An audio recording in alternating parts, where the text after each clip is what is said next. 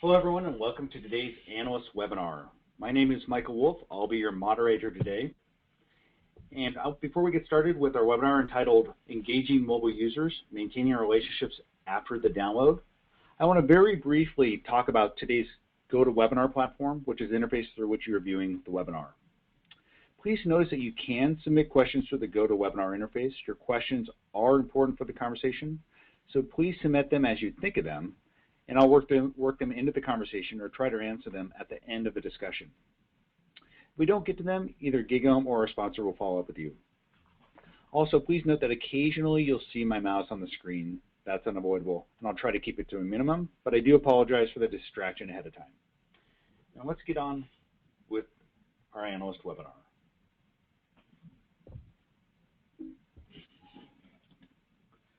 The agenda for today's webinar is we'll do some brief introductions and we'll introduce you to our esteemed panel. And then we'll have a message for our sponsor, from our sponsor, which is New Relic. And then we'll talk about, the app failure hat trick, how apps can be a failure through abandonment, deletion, or outright neglect.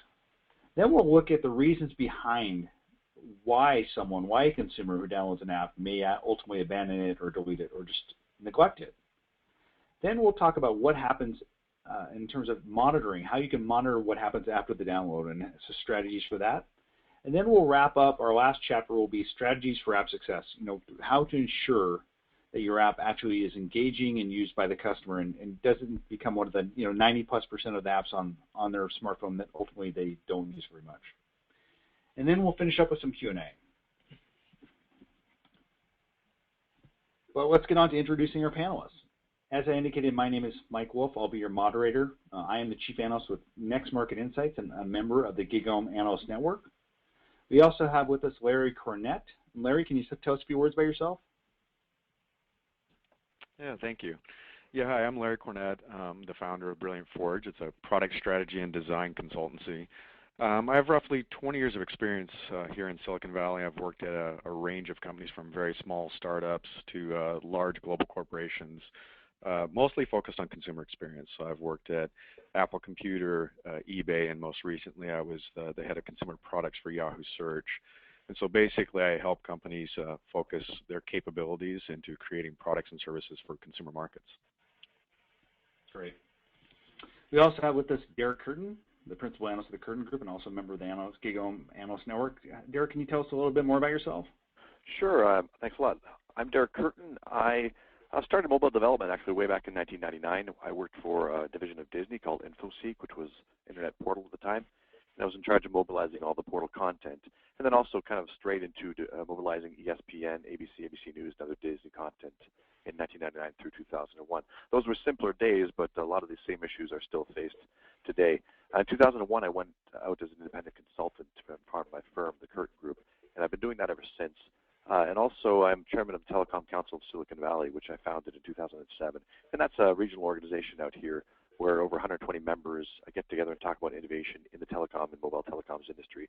And we have representation from a lot of the big firms, like 25 of the global phone companies that have offices here, and also a lot of middle-sized companies and startups as well. So I run that and kind of stay on top of what's going on with innovation through that. Great. Thanks, Derek. And lastly, we have with us Bill Hodak. Bill, can you tell us a little bit about yourself? Sure. Thanks, Mike. Yeah, my name is Bill Hodak, and I'm currently the Director of Product Marketing at New Relic. I've had a lot of different experiences in my career. I started out as a software engineer, and then I became a database administrator. So I was working behind the scenes, helping keep web applications up and running and fast. And then I joined Oracle, where I was part of their product management team for the database group and led their initial initiative into cloud computing through a partnership with Amazon Web Services. And then I joined VMware, where I was a product manager and helped them build a database as a service product offering. And now for about the last 2 years, I've been helping companies get the most out of their web and mobile applications from a performance perspective at New Relic. Great. Thanks, Bill. And Bill, I'm going to have you keep talking as you give us, just tell us a little bit about what New Relic is all about. Absolutely. Thanks everyone again for joining, and I just want to say that we're really proud to be a sponsor of this discussion. I think it's really important. So let me just tell you a little bit about New Relic. I'll try not to take up too much time so we can get into the heart of the discussion. But essentially these days, companies base their success, whether it's revenue or brand awareness, pretty heavily on whether or not their applications are successful. So that includes web applications and mobile applications. And so New Relic is a software analytics company, and we help other companies ensure that their web and mobile apps are fast and reliable and are delighting their customers. So we have 50,000 customers that are using our software as a service platform today to get real-time and real user performance information and health information for their web and mobile applications. And we trace their performance from the browser in the native mobile application all the way down to the line of application code. So we've got a lot of customers using our platform to make sure that their websites and their mobile apps are fast and reliable so that they're getting the most out of them. And you can go to the next slide, Mike. So I just want to talk a little bit more about why customers are choosing New Relic specifically for their native mobile applications. And we introduced our mobile product just a few months ago, and it is the first product of its kind. It provides real-time performance for real users directly from their devices to give our customers information about how their native mobile applications are performing out in the real world. So customers are choosing this product because prior to this, they had no visibility into how their applications were performing once they were downloaded, from the App Store or Google Play, and once they were on the devices, they kind of weren't getting any information other than through application rankings, through tweets and through reviews. And so now they can use our tool to log in and see how their mobile apps are performing from real users, make changes very quickly, and improve performance, and ideally, improve the experience for the users on their apps. So people are using New Relic for mobile apps to provide essentially faster and more reliable apps to their customers. And back to you, Mike. Thanks, Bill. So let's get on with the conversation. If you're anything like me, I would imagine many of you are, you have downloaded, if not hundreds of apps, tens and tens of apps, and by and large, most of them I don't use. I have a couple that are on my main screen and a lot on my second screen, but I don't think I'm all that unusual in that a lot of them just ultimately I don't use, I may delete, or I just may neglect them. So, the app discard pile includes all of those apps that ultimately just are abandoned or deleted, and so we're going to talk about that a little bit. And so I want to start with you, Bill, just to kind of start off, kind of looking at the data and kind of sifting through it. You probably have a pretty good understanding of what the ratio is, but can you give us any idea of how many apps ultimately succeed versus fail? Yeah, it's a good question. I think the latest research that I've seen is essentially, first you have to kind of define what it means to fail, but assuming that what fail means in this case is that, the way that I look at it is that, application developers and companies, they spend a lot of time and money and energy building these applications, then they get them into, the App Store or Google Play, and then they spend a lot of marketing effort promoting and trying to get people to use the app. So once they succeed in getting someone to download the app, what we've found in the research is that over 75% of apps that get downloaded to a consumer's device actually either get used once or never get used at all. And so I think what failure means in this case is that you were able to get someone to pay attention to your app, and that's a huge success. But once they've tried it, they never use it again. They either, as we'll talk about, they either abandon it, delete it, or leave it on their phone and just never open it up again. And so what we're seeing is that people are very eager to try apps, but getting them to use it a second time or to make it part of their daily lives is incredibly difficult. And I know you, Derek, you talked about this a little bit in that, even if someone doesn't delete the app off their phone, which is kind of the most obvious way that an app can not be used, that doesn't necessarily mean that, the app has not succeeded, or is succeeding, in that the app may just be outright languishing on the smartphone. So can you talk about, the ways in which apps can ultimately not be used and fail in that respect? Sure. Well, I mean, I think it's a great problem. I think languishing is as big a problem as deletion. In fact, maybe worse, because deletion you can sometimes track and you can get an idea of the fact that you're not installed on devices if your apps are talking to your servers occasionally. But when you languish, you might think you're still there when you're actually not being used at all. You know, what happens is people have this strange real estate of scrolling screens that go off to the right or both ways. And your app could be off on the 5th page, which is basically no man's land. If you're not on one of the first couple of pages, you're not getting usage. And so languishing is the word I like to apply to it, and it's the worst place to be. So people try to combat that with a variety of techniques, like try to notifications and re-engaging with the user. And of course, that can be successful, but it's also a fairly risky endeavor itself. So one of the worst things that can happen is building an app that's not memorable or not engaging enough that it falls off the user's radar. And of course, the statistics indicate that that's a pretty big risk for the app developer. Where what you said, you have maybe hundreds of apps. The average user has about 100 apps. I've seen different studies that show it anywhere between 60 and 100. I think it's slightly higher on iOS than on Android, for example. But the statistics also show, and these are from Flurry, that users engage with around 8 apps a day only. So while they have about 100 installed on the device, a lot of them were for trial purposes, and then they engage with 8. And on a weekly basis, they might engage with 15, and those are also the data from Flurry. So what we're seeing is that the remainder, 85 applications, are not being launched by the user. And what happens is, like any muscle, if we don't use it, we lose it. So what happens is I'll have these apps installed as a user, and I won't even remember that they're there. And when I kind of need them, I won't remember the name. And do I really want to go through 8 pages of apps, scrolling, looking at all the icons one at a time to tweak my memory? Very often I just say that's too hard, and I give up. Yeah, it's languishing out there in the no man's land of the 5th, 6th, 7th, 8th screen. I mean, really, kind of leads to this world of where the app consumer may be indifferent, may ultimately forget because it's just not top of mind. So, and the part of that, I think, I don't know how much of that is a design issue, but Larry, can you talk a little bit about, coming at it from your sensibilities? Is app indifference, something that is kind of maybe the biggest risk of all in this world of a million apps? Yeah, I would agree. I mean, there are so many options. There's so much competition now that you really don't have the luxury of being just good enough. And so if you want to succeed, you basically have to find a way to be clearly better than anybody who's an alternative, and clearly better than anything that's a non-mobile alternative. In some cases, you're even competing with really old school stuff like a notebook and a pen, believe it or not.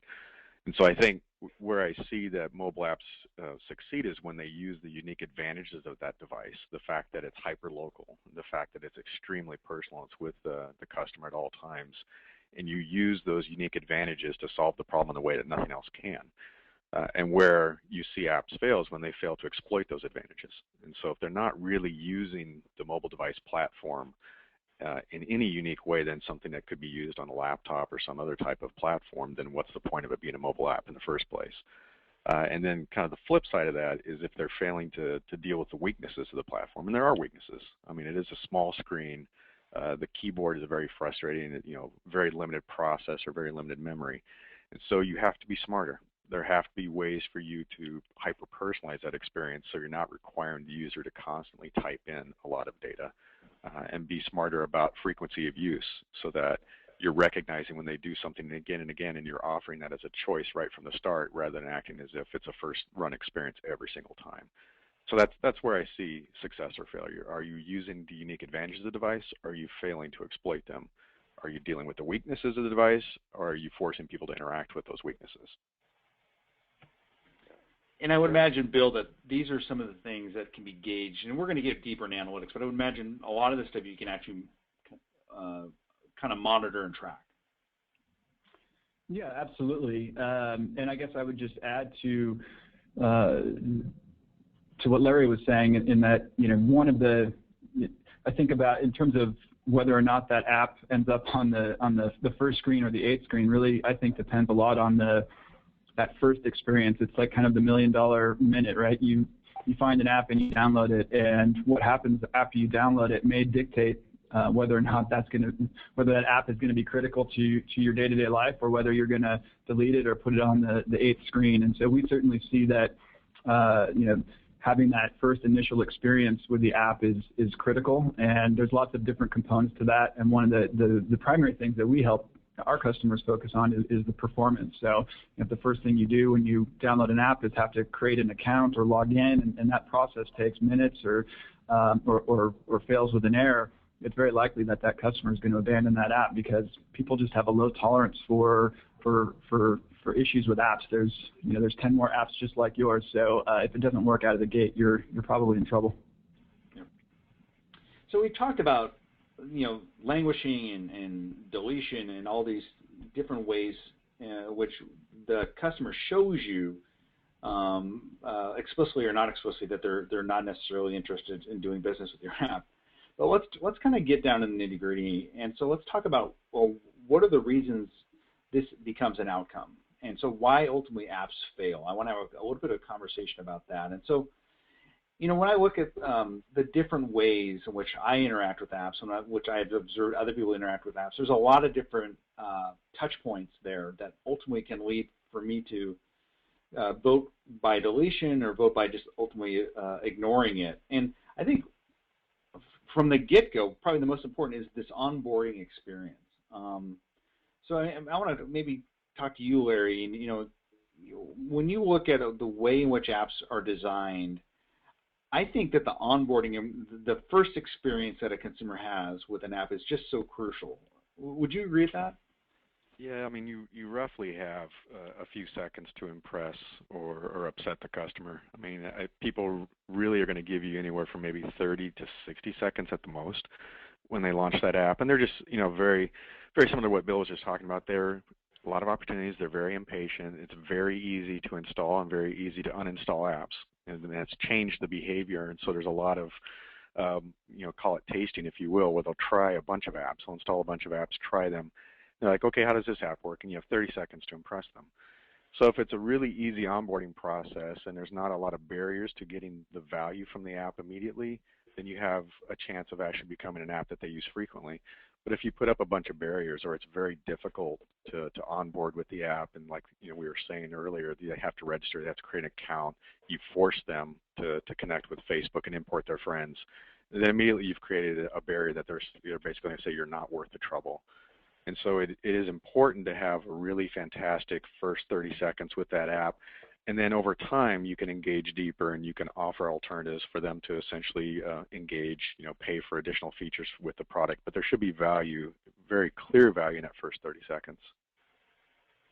So it sounds like a lot of it is just don't put all these stringent requirements on them at the beginning, give them some value, and then later on maybe you can deepen the relationship, ask them to give a little of themselves. Yeah, absolutely. It's the whole carrot versus the stick. So offer value, give them what they want, and make it apparent that they'll get even more value if they engage with you more, if you have created an experience where there's an in-app payment to get more features and things like that. But don't lock things up under lock and key and paywalls that basically are keeping them from the value that shows what the app is worth. If you're doing that, then basically you've done it too early. You've tried to monetize too early in the experience, and that's also a really key failure that apps make, where they try to monetize so aggressively and too early before you've really won the consumer's heart. And in terms of winning the consumer's heart, I mean, part of at least kind of giving me a hint that I might want to kind of date this app is the marketing and just kind of the description. But oftentimes I find when I download an app, what I'm actually getting is not at all what I was told I was getting. So, perhaps Derek, you can talk about that aspect of it. I mean, do the app developers and publishers need to be forthright in describing what this app does, not over-promising it, and just kind of being, I guess, truth in marketing? They need to be good, more than just forthright and honest about it. And I think one of the cases that we have is a couple of guys that are good at engineering and maybe not English lit majors and things like that, writing descriptions. We have a lot of people who are foreigners writing in a second language, and that's a big challenge to write a description in English or in any other different language. And what we neglect is that that's probably as important as the quality of your app. How well you describe it and how well you sell it in those two paragraphs, the first being the strongest because it's above the fold, and the second you'll add to it, are more important than how well you code. You need to make the user read that description and choose you over the 5 other similar apps they're considering for that purpose. So descriptions need to be extremely well written. They need to be proof. If you're just a small developer, have your mom, your uncle, your cousin who writes for some journal. Have people look at this because that's more your code. Okay, the second bit is you want to make your app findable. So you want to make sure your description, your meta information comes up correctly in the search tools on these OS stores. And we talked about earlier about taking conscious of the weaknesses of the different platforms, and they have bad search in their stores. So understand how their search works and how you can best be found, of course. But in building off of that, screenshots. Put in screenshots and a large number of them that show what your app does. Because a lot of people skip the description and they want the visuals. They want to see how does it look, they want to understand how it will look when they get on their phone, and they're not going to download it until they get a good idea of that. So a good screenshot. So this is critical stuff that's marketing, and a lot of developers maybe aren't skilled in that particular area because they're a small development shop. But you need to get skilled if you want to be serious about your business. I would dive down deeper and say, does your app, when the people first launch it, now that they've downloaded, does it deliver value immediately, or does it start by asking them questions? And I think Larry and Bill already talked about this. But you need to deliver some value immediately for them to go, hey, that was worthwhile, and they're willing to go the next step with you. And then another thing that's important is tiny details like your icon. And is your icon something really memorable? Therefore, they might have a better chance of finding it, even if you're buried on the fifth screen. It'll jump out at them. And the name of your app turns out to be very important. For example, if you're a travel app and you call yourself Great Travel, well, that's about 100 times worse than Travel Great, even though Travel Great doesn't make sense. Because when a user looks for the app on their phone and they're sorted alphabetically in search results or in their app drawer, they're going to think of the word travel because that's the function. They're not going to think of great. So another thing is if you go to the iPhone, for example, and you go to the search tool and you start typing travel, does Great Travel even show up? Doesn't. So the name of your app is extremely important, and this is a counterintuitive thing, but it applies into taking advantage of the weaknesses of the OS. They have terrible search on device for finding the apps that people have already installed. So you need to make your title ridiculously long, so it visually doesn't look very pleasing, but it has all the possible words a user might have when they're searching for your app. So travel, great, go, train, plane, finder. Like that will actually have you come up when somebody goes, I know I have an app for this somewhere. It's airplane something. So they type in airplane and bam, you pop up. So there's no metadata, and that's a big weakness on the Apple search, for example. You need to play to that weakness and pop up so you get re-engaged with the user, and you're not hidden on the device. And I don't if I can go one more, I will. Otherwise, I'll wait. No, you're on a roll, Derek. All right. I'd say you want to not be the app that throws up red flags, and there's some distinct red flags that an app can throw up. So number one is so everybody knows that network usage is now often capped by the networks, and battery usage is always limited by the batteries we have. So increasingly, users are putting on devices and tools and solutions like that from Mobidia or whoever else that tells them what's using their battery, what's using their network. If you're on the first page of those results, that's not the first page you want to be on. Because that's a request to be deleted by the user. If you're an app of moderate value who has competitors who do similar things, and when I launch what's using my battery app, and you're on that first page, you're gone. And that goes for just about anybody. Anybody who's sophisticated enough to install those tools is looking for apps to delete. So that you don't want to be the network hog, the battery hog. You want to make sure you're on page 5 of those results. And then notifications are also dangerous. So by throwing up a notification, you're doing two things. You're A, re-engaging with the user, and B, giving them a red flag. Hey, look at this app, and determine whether you think it offers you adequate value to stay on the phone. So don't throw up a notification just to re-engage with the user like, hey, partner, want to buy a wagon wheel? That's going to annoy them. If you're going to re-engage with the user's new notification, make sure you're giving them a notification that delivers value. And I think we've all, as business people on this call, been in some meeting with a serious meeting where some app pops up and offers us to buy dragon food. And, boy, that's like a request to be deleted if there ever was one. So don't be a red flag. So that's the end of my role, Mike. No, that's good. I mean, I think all of us parents have probably had the embarrassing situation where our kids have downloaded their favorite cartoon character-ish app, and all of a sudden that cartoon character yelling at us to download the wagon wheel when we're in a business meeting. So, yeah, it is a fine line. I mean, you want to have people return to your app with notifications, but you really kind of bug them at your own peril. And so that becomes kind of a design issue, I would imagine. So, Larry, I would imagine careful use of notifications is crucial, or you can actually cause people to just say, I'm getting rid of this app now. Yeah, absolutely. I mean, notifications is a double-edged sword. I mean, it's if you're not an app that's on that first screen, the notifications is really your only hope of being remembered, unless you're the type of app that gets used very, very frequently. And so notifications can certainly help you with re-engagement. But if you don't do them appropriately and you start to annoy the customer, then like we were just saying, like Derek was saying, you get deleted. If you're annoying them, if you're way too frequent, if they're not targeted, or if they're simply just not smart. There's so many apps that will throw notifications that aren't using the local data on the device, so they're not really looking at the time, for example. And I'm getting notifications that were really supposed to be delivered at 8 a.m. and I'm getting it at 4 p.m. And when that app does that several times during the week, I delete the app. It's like the app can't even deliver on the notifications it should be delivering. And so it becomes annoying instead of helpful, and you immediately delete it. Yeah. And I would imagine, I've had situations, and I'm an Android user, which has its own problems, right? So I downloaded Vine, for example, and Vine was just not working. I couldn't record anything. I couldn't do any videos. But ultimately, I found out it wasn't Vine. I had to reinstall and do a factory reset. So, Bill, I would imagine application errors are huge and performance is huge, but it's not always the application's fault. It could be the platform. I mean, someone may have like Android and there's a conflict there. So that's a big meaty issue, but I would imagine understanding application errors and whether or not your app's working with it, and then also messaging to let people know it's not necessarily your fault. Yeah, absolutely. And I think, especially with apps, and we kind of talked about how easy apps are to install and to remove, and that's totally true. But I oftentimes kind of compare installing an application on my mobile device to visiting a website on my desktop, because that's what we used to do.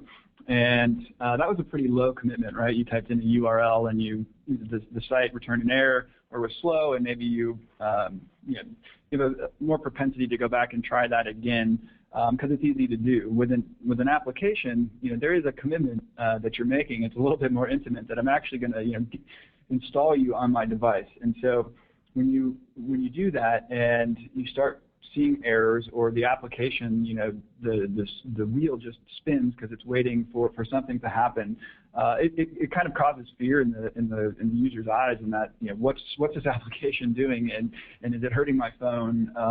And so they really want to, you as a developer, as an application owner, you've really got to avoid that, because it really causes alarm to users, and they're very, very high rate of removing applications that are showing errors and that are slow. And so you've got to be able to dig into that as a developer and solve those problems really, really fast. And it's a little bit harder with mobile apps, because you've got to get them through the App Store process, and sometimes that can take a little bit of time.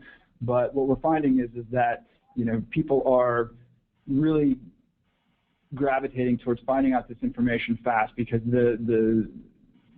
what's been happening historically is that people are using the rating systems and the reviews to find out what's going on with their application out in the wild, and that's kind of a marketing disaster, right? If you're looking through the App Store through your reviews to see that a big segment of your customers are complaining about the fact that every time they go to check out, something is slow. And therefore they're abandoning that purchase and ultimately abandoning your app and giving you a 1-star rating. So having tools like New Relic to be able to see that from real time, it allows customers to go in and solve those problems. And a lot of times those problems aren't necessarily code that needs to be fixed in the app. A lot of these apps depend on third-party web services or even your own back end, just given the limitations of what you can do on a device in terms of processing. So a lot of times these problems can be fixed by fixing code in your back-end application server that's hosting web services and APIs. And so being able to kind of get that visibility as a developer is super critical, and ultimately will help your, I think, adoption rate improve.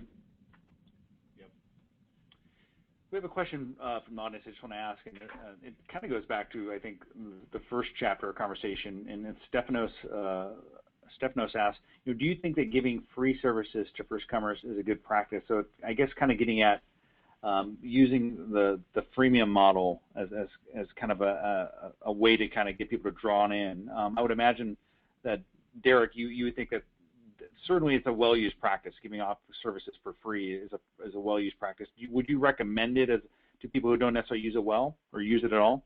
Yeah, I mean, I think it's a well-proven business model that does work, going freemium. And certainly before we had in-app purchases as an ability, that was the way to make money. I have an interesting anecdote that just happened to me last week. I was at a Chinese food restaurant, and I was put my phone on the counter as I was paying, and I have a nice koi pond wallpaper. It's an Android phone with motion wallpaper and rippling waves. It uses the graphics processor very intensely, very attractive looking. And the person checked and goes, "Oh my God, that's a beautiful wallpaper. Like, can I get that?" And she pulls out. She has a Galaxy S3. She's like, "What's the name of that? What's the name?" I go, "Oh, I think it's called Koi Pond Koi. If you search for koi, it'll come up." She goes, "Yeah, great." And I go, "Yeah, and it's $2, I think." She put her phone back in her pocket. I mean, it was like watching a Wild West gunshot draw in reverse. She just dropped that phone into her pocket in about 3 milliseconds. The mention of paying $2, and to me that was my first. I've seen the data, but that was my first personal exposure to the fact that people aren't going to pay. There's people out there who just aren't going to pay. Okay, so there's two things you can do. You can say, "Forget it, that's not my customer," or you can say, "Well, what can I give her that at least gets her talking and showing it to other people, and I can maybe make money off of them?" So the fact that she doesn't pay doesn't mean she's of no value to you. You want to offer her something that she can pass on word of mouth, drive up your ratings, and a variety of other things, so that you have a better chance of monetizing people who will pay, like me. Yeah. And then additionally, and that's a wallpaper. What about a game or something like that? Okay, let's give her one level free. And this is a proven model where if they like it, they'll maybe pay for the next 3 levels. But you got to show them that they're going to like it. A person like that, you got to prove to them that it's worth their money, their 99 cents or their $2 to go on. And I think the market's, and what the data shows, that the market's made up of a lot of people like that. And so you can ignore them and build just to the payers. But even for those groups, you want to prove your point before you ask them for money. And I think it was Larry who said that. But regardless, that's an important point. We've all downloaded bad apps. We don't trust you as app developers until we try you. Even if it gets 4 stars, I don't know if those are real or legitimate, and I don't know if it's going to work on my device, because I've seen some people going, "Doesn't work on my Nexus 4, it doesn't work on iOS 3. So I want to make sure it works on my device before I offer money as a generic consumer. So yeah, a freemium model is a great way to say, here it is, it works, you might like it, and then if you hit them up at the right time for money, of course that's a strategy that's important to do too. Don't do it too early, don't do it too late, do it when they're engaged, but before they've forgotten, etc. You have a good chance of getting paid. Good business model, still exists, still useful. And to attempt to tie this concept together, pay versus free, which is a whole other issue, I do think that some of the apps I see have success in the paid model are those which have an existing relationship with the customer. So to give a personal example, my son would buy the Minecraft app, and I think millions of other kids would buy the Minecraft app because they've had this existing relationship with this brand or this entity outside of the app world. Maybe it's on their computer or through the web. So I think that one of the kind of key things when I look at whether or not an app can succeed is whether or not there's an understanding and a relationship that makes the person value this app outside of just this download store and this unique kind of one single experience on the phone. Are they experiencing outside of that? So, I would imagine, Larry, that having multiple channels for which you touch the customer and maybe even having a pre-existing relationship prior to the app download is crucial. Yeah, absolutely. And I would say that's a key part of the equation that I think a lot of smaller companies or startups forget. And even if you do go mobile first, I think it's very critical to have a relationship outside of that mobile experience, because things can go wrong, obviously, with the mobile experience, and something's wrong with the app. Where do they go to get an answer? And so if your website is extremely anemic and there's not a lot of information or utility or even customer support on the website, what are they supposed to do? The only thing they can do often is just delete you and leave a bad rating on the App Store. And so having that relationship outside the mobile experience just rounds out the customer experience, and it's so much more effective. And as you were saying, if you want to have an app that's going to cost money from the start or cost a lot of money, it's really only going to happen in kind of 2 cases. One is you already have an existing relationship with that customer, and you're basically extending that onto the mobile platform. So they already have you. They're already using your data. They already have documents they've created with you, whatever it might be.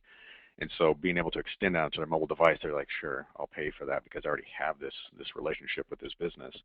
And then the other case, which is more rare, is that you're the only game in town.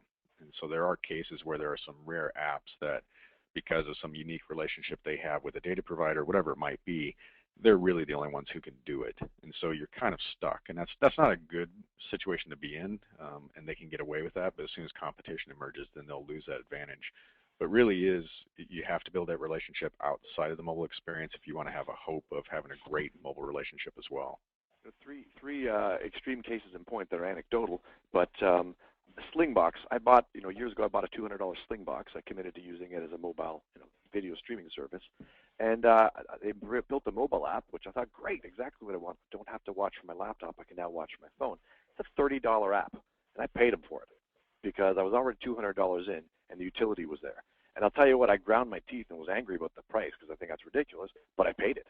And then the second example is Tesla. Tesla has an app that connects to their car. Okay, it's a $100,000 car. They don't charge you a penny for the app, but you're sure you're going to download it and you're going to be engaged with it because you've already bought this other product, and they just see this as a value add to their core product, and they're doing all right in terms of revenue on that core product, right? And then the another example is Facebook. It's an extreme example, obviously, but people have a deep relationship with Facebook they built on the web for the most part, and so it's a no-brainer they're going to install it on their phone. Okay, it's a free app, but it has a reputation as being a terrible app, but people don't delete it, do they? So here's an app that's terrible, people complain about, but they keep because of that outdoor relationship. Furthermore, the red flag things I was talking about before, Facebook is like the worst offender. When you call up who's using my network and who's using my battery, Facebook is always on the billboard. They're on the top hits there. And the people say, well, as a result, I would delete Facebook. No, in fact, about 30% of the time spent on their phone per day is on Facebook. So when they see that Facebook's an offender, they go, well, this is what I do with my phone. I'm not deleting that. So that off-board relationship is such a big loyalty driver. If you can have it, do it. Great. Let's move on to, I want to talk a little bit about monitoring because, really, you can't really solve a problem. You can't really know what's going on with the app on the consumer's phone unless you really are monitoring it. So I want to talk about that. And part of the issue that you want to be monitoring, one of the things you really want to understand is how consumers and app users are engaging with your app. So, Bill, I would ask you, how is this something that you monitor? What are the metrics you look for? How do you understand what is the signs that a consumer is really engaging with an app in a full way? Well, I think there's lots of I mean, it certainly depends on the app and what the what the functionality of that app is. But I think today a lot of people are just focusing on how many downloads their app gets, and so actually being able to know. I mean, usually the key metric that most of these applications are interested in are how many active users do they have, and so that's kind of been a common metric to monitor how well your app is doing. So you want to know how many daily, weekly, monthly active users are using your app. Of course, you want to know that there's repeat users. So how sticky is your app? Do they log in once a month? Are they logging in? Are they opening your app 50 times a day? And then of course, depending on the application itself, there are certain things that you might want to monitor within your app. So for example, these applications that are games, you want to know, are they getting to certain levels, because maybe there's at a certain level there's an opportunity for them to make an in-app purchase or those types of things. So you're really focusing just on app downloads is, of course, that's an important metric, but it stops short of actually knowing really kind of what we've been talking about throughout this webinar, is that getting a download is really just the first step of many to make sure your app is successful. So knowing how they engage, how many times are they using your app, how many active users are there, are really critical. And then knowing how they're actually using your application. So are they, if your application has 5 or 6 different features or functionality or important screens, are they only using one of those? And if you believe that only using one of those features is going to make that user kind of less sticky, are they going to abandon the app because they're not getting enough value? That gives you opportunities to sort of change your application to try to drive people to other parts of your app to your app that will potentially provide them more value. So really knowing how they're using it and how often, I think, are really critical. Sure. And I would imagine not tracking and not understanding what consumers are doing with the app is kind of foolish at this point, because there are platforms and there's information out there I mean, I would ask you, Larry, can you afford not to really understand what consumers are doing, kind of getting into the nitty-gritty of how they're interacting with your app? No, and I think it's similar to what the evolution of basically tracking and monitoring performance has happened on the web is now finally coming to the mobile device. I think it was more challenging and obviously more difficult. We're not 100% there yet, but it is what needs to happen. And so you need to look at the consumer interaction, so their interaction behavior. How are they using the device or the application? What features are they using? What are they not using? When are they having problems with it? And being able to track essentially kind of the environmental variables as well. What is the network? How is it performing? Because you may have predicted that there's a certain amount of network connectivity that will allow you to have a certain experience, and then the reality is when it gets out in the field, you're not getting that type of network connectivity. And so being able to understand, how often are they off wireless and how often are they on it, and that can help you basically, tune and be able to address those issues before they become big issues. And so, what, we're basically transmitting too much data. We thought we'd have a better network access. We don't. Let's look at optimizing that so that the customer has a better experience. And, I think once you have that data, what you do with it is probably just as important than gathering it. So, I mean, tracking usage, what now what? I mean, that's a big importance. So, Derek, you've worked a lot with app designers, and now that you kind of understand you have this feedback loop, is there kind of a best practice for kind of using the data that you're gathering around app usage to make sure that things don't happen again or that it's better optimized? Yeah, I don't know if there's best practice on using the data. I think everybody else touched on it best, saying these tools are available and you're nuts not to use them. The analytics tools and the embedded tools that tell you how you're doing. I would go further and say there's other tools available from, for example, carriers. AT&T has a tool that they've offered for developers that lets the developer run their app through the tool, and it'll kind of report to them whether it's a network hog, a battery hog, and such. You need to use all those tools that are available to you. And I think I would call this part of the growing up stage for any kind of app development house. And I understand completely, and I in fact applaud and encourage the world of one guy in a garage hacking out an app, or two guys, two girls working on their app, whatever the case is. This is awesome. And you pump out that app and you say, hey, we got an app on the App Store, in the App Store, we're awesome. And it starts getting downloaded by a few people. This is all great, and that's the way it starts. You don't start by having lawyers incorporating your business, et cetera. You start that way. But at some point you grow up and you say, listen, what's the next step of growing up? And I think, as humans grow up, maybe the first step is you learn manners.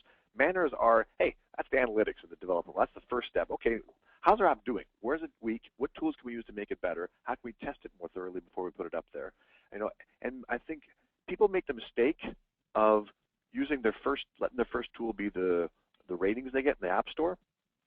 And that probably should not be the first tool. The first tool should be the testing tools and the analytics tools that you embed inside your product. The second set should be, okay, now look at how many stars you're getting and try to tweak that. It's more important to do these preemptive testing tools than it is to do these reactive, did I get a bunch of one-star rating and people swearing at me in the comments. That's a little bit late, I'm afraid. Yeah. And I would imagine, tracking, you talk about carrier tracking, there's kind of preemptive tracking, and there's kind of post-game tracking. I mean, just tracking along and understanding a lot of different signals and kind of multimodal tracking is really critical, I would imagine. Bill, can you talk a little bit about how you can have a 360-degree view around what's happening with your app, both like on the phone, but also maybe understanding, like Derek talked about, preemptively kind of monitoring what can happen as well.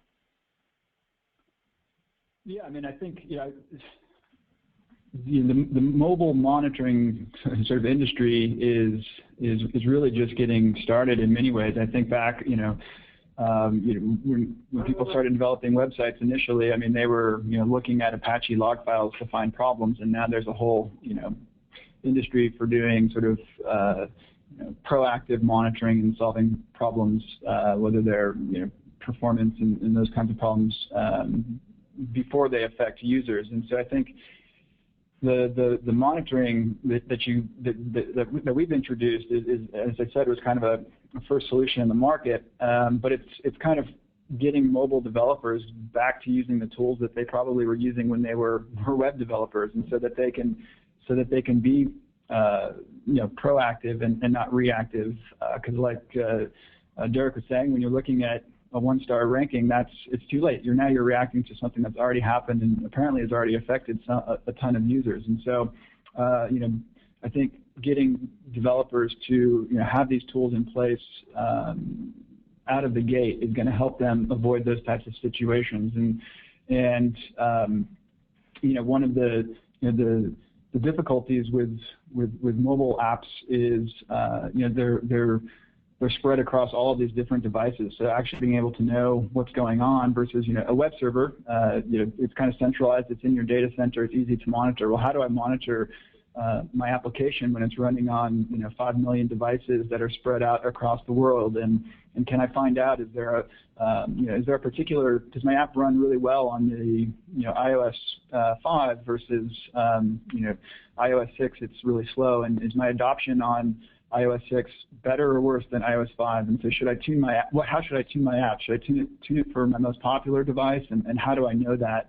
Is it performing well in the United States but not so well in Europe? And wow, it turns out my adoption in Europe is much more than I thought. So maybe I need to invest some resources in setting up a CDN or some other infrastructure in Europe to better serve what turns out to be a larger population than I had imagined. So all of this information is extremely critical, and I think it's information that folks are kind of used to having on the web development side, and so we're just getting started providing that information to mobile developers and kind of catching up to sort of the set of tools that developers and IT operations folks are kind of used to having on the website. In the interest of time, I want to move on to this next section because I do want to have a little bit of time at the end for questions and answers. So, I want to talk a little bit about strategies that app publishers and developers can have for success. And these are pretty high-level questions, but I do think I kind of want to ask them and let you guys interpret them. There are a lot of vectors through which you have to and a lot of things you have to do when you're developing app. It's the UI, the onboarding experience, and in the best case scenario, you have to getting all of them right it really matters, or just getting one really, really wrong could be a disaster. So, I would ask you, Larry, could you rank what's most important to get right, or do you have to get all of them right, or is it contextual? Like it depends on the type of app, a game versus a productivity app. I would say that it's easy to kind of fall into that trap where you think because it's a game or it's an enterprise app that there's a different way to treat the customer, or if it's a different type of customer, whether it's a 20-something or a 40-something or somebody who's in an enterprise or a kid on the street. And there are certainly differences between those types of customers, but it's not the kind of trap you can fall into. I think in the old days, it used to be the enterprise apps were horrible and clunky and the user experience was poor and you got away with it. There was a lot of money being spent and often there weren't that many choices, and so it is what it is, and the IT department installed and you had to use it. And now you've seen with the consumerization of IT and now with mobile apps that you don't have that luxury anymore.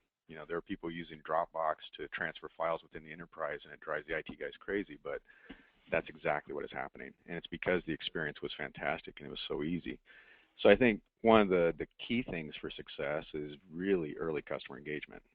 I think some people think that they wait until they have an app that they can install and they can do a test flight and get it in people's hands and then talk with them about it. And that's actually too late. You should be engaging with those customers before you write a single line of code. And there's a lot of things that you can do to understand what they need, what the requirements are, what your competition is, who are you up against, and getting out in the field and actually seeing where they would be using your device and using the device in your app. And I think that's also a failure that people make is they sit in a cubicle in a building in Silicon Valley and they write these apps, forgetting that the app is intended to be used out in the real world. And that's also a real big key for success is to, we call it eat your own dog food. But if you are going to be developing an app and it's meant to be used out in the wild, get out in the wild. The people who are creating that app, the people who are designing it, the people who are developing it, get out into the wild with multiple devices, multiple platforms, multiple types of networks, and try it. There are so many times that I see mistakes being made with mobile apps where it's quite clear that whoever created it had never actually sat in a coffee shop and tried to use their app. And so I think there's so many things that you can do before you write a single line of code that will set you up for success. That's a great point. I mean, just I totally agree with you, Larry, that you can just tell sometimes when an app hasn't been truly tested in the wild on all these different screens and actually used by users. It becomes really apparent sometimes. And so I would ask you, Derek, is there something? Is it too easy to ask? Is there a secret formula for app success? Or is there certain things that you say that just have to happen to make sure an app ultimately is engaged with, not deleted, and not pushed into languish mode? Yeah, unfortunately, there's no formula. But I mean, there's certainly the things you can do that are best practices, and there's the things you do to avoid. And we've mentioned a bunch of those as a group already. I would say that the reason there's no secret formula is because two things. One, it's a hit-driven economy. For example, I could say, what's the secret formula to have a music hit? But it seems like there often isn't rhyme or reason for what becomes a big hit or not. Like the world just decides. So that's one factor, and certainly apps are becoming kind of like the hit, like music in that sense, and you're trying to write a hit. The next thing is that every app is different, and it has a slightly different value offering and has a different way to be successful with that. So, it was mentioned that enterprise apps need to be different, and obviously game apps are going to be different. Something that's intended to be used in a coffee shop is some kind of a social app or something is a very different thing. Not only are they different in what they do, but they're different in the way people use them. So a game is something that is often engaged with, sat down, looked at for 5 minutes. A Yellow Pages lookup is something that's over and done within 15 seconds. So how you build in your advertising, how you monetize those is also going to be very different. We know that games have once a user downloads them, assuming they like that game, it's still only got a 6-month or so shelf life until they finish the game or they're done. They've done it twice, they're bored, and they're going to move on. So how you monetize that is different than something like a newsreader, like a Flipboard, which I'm going to keep and use for a number of years. As the news in it continually refreshes, I keep that Flipboard going. So you're going to monetize those, and your strategy to get to market, and whether you go freemium or premium, is going to be very different. So you're going to go to an app conference, sit next to a guy. He's going to go, yeah, man, like I'm making $100,000 a month. I built this app. And you go, well, how'd you do it? And he'll tell you how you did it, and you'll copy him word for word, and you'll fail because your app isn't like his. It doesn't do the same thing he does. So you have to be very sophisticated in how you look at your strategy and say, how is what he's saying, what can I apply to my app that makes sense? Not just copying verbatim everything he does. And then from the other people at the conference, everything you read, everything you learn, how does it apply to your situation? Take the parts that apply and make sure you don't take the parts that don't apply because that's just not going to help you. And I'd say one weird strategy, and I don't necessarily advise this, but I'd say consider it, is if you're starting out, build a throwaway company. You might even keep 2 companies going at the same time. One is kind of your testing company where you're throwing up ideas in the stores and seeing if people hate them or love them. And another one is you're more serious and more invested in, maybe put some marketing resources behind. But this gives you an ability to have a developer account where you are willing to get 1-star ratings just to try things.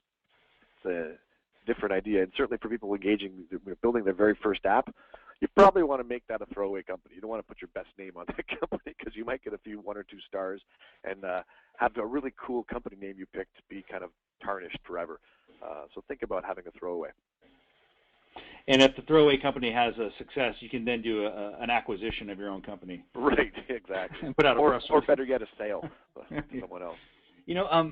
Bill, it's funny. I think I'm a big baseball fan, and I always think that you can use Moneyball kind of analytics to maybe and there's arbitrage opportunities in markets that aren't sophisticated around numbers. So I would imagine that those people who develop apps who are sophisticated around understanding what the formulas for success are and trying to figure out what those formulas are ultimately can perform better over time, over the long haul. And I think it's kind of brings that back to my Moneyball analogy, because if you're understanding what metrics really matter and look for undervalued players, that matters. So when you look at apps, are there metrics that you think kind of are indicators over time of success, or are there certain things that sophisticated app developers are tracking closely versus those who aren't? Yeah, I'm sure there are. I don't know if I know them. I think that I really think that there's kind of 2 things. It's engagement, and we talked about that earlier.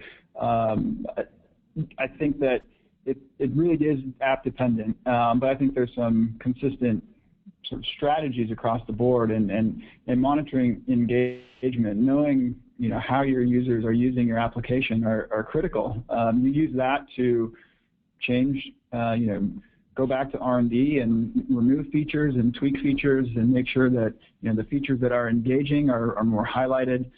So these are kind of critical to an application success, right? And it kind of goes for anything really. It's not just having the data, but how you analyze the data and then using that analysis to then go back in and create a better product, which in this case is an app. So I think that the best developers are data-oriented or analytics-oriented, and they use that data not just to pat themselves on the back when they've done well, or to go hide in a corner when something hasn't gone well, but they use that data to then go back and talk to their product manager and go back to the engineering and focus on what's working and improve what's not. So it's not I put an app out in one version and hope for the best. It's an iterative process, and I think you've got the opportunity to go out and get it right if you're looking at the right data. I think the funny thing that I've noticed is that mobile seems to intensify everything. When I was in kind of traditional desktop software for years, and then basically on the web where things got faster and more intense, and now mobile has intensified things even more. And so when web experiences, we were looking at monthly and weekly engagement and hoping and praying we might see daily.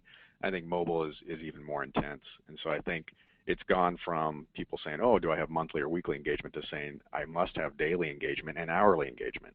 And I think it's true. I mean, the thing that I've noticed is if it's an app that I don't use on a daily basis, I'll even forget I have installed it. Some need will come up and I'll say, boy, I need that app. And I'll go to install it and I already have it installed, and I totally forgot I had it. That's kind of the kiss of death for an app developer if I even forgot that I installed you. So I think it's just a deeper intensity than we've ever seen before, and it is looking at engagement, but with a much higher level of frequency than we've ever experienced before.